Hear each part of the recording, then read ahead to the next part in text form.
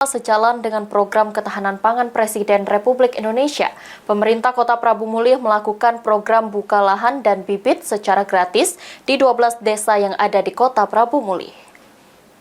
Oh iya, tak ada kelukuan, tak kena dimandu doa di sini saya ada. Yang saya hormati Ketua Pengadilan Agama Prabu Mulih, Bapak Presiden. Pemerintah Kota Prabu Mulih meluncurkan inisiatif pengelolaan lahan pertanian sekaligus mendistribusikan bibit kepada warga secara gratis.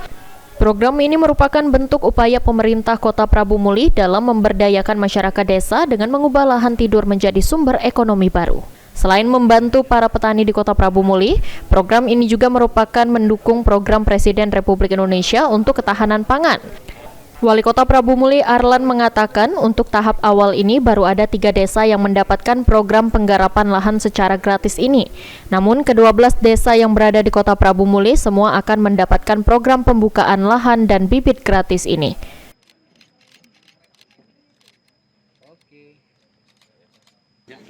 Kegiatan kita hari ini launching penggarapan bantuan lahan untuk penggarapan pertanian.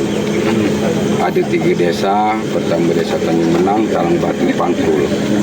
Penggarapan lahan gratis untuk nanam jagung untuk ketahanan pangan, membantu program Bapak Presiden.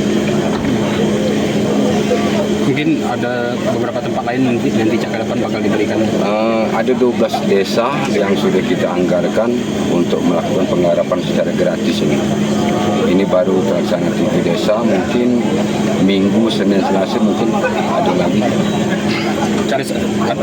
Ada syarat khusus sudah Cak untuk dapat bantuan ini? Harus menanam jagung untuk tahanan pangan. Itu syarat. Yang diwakili. Program ini mendapat sambutan positif bagi para petani di Kota Prabu Mulih yang merasa terbantu baik dari sisi biaya maupun dari bimbingan teknis. Anggi Perkasa, PAL TV.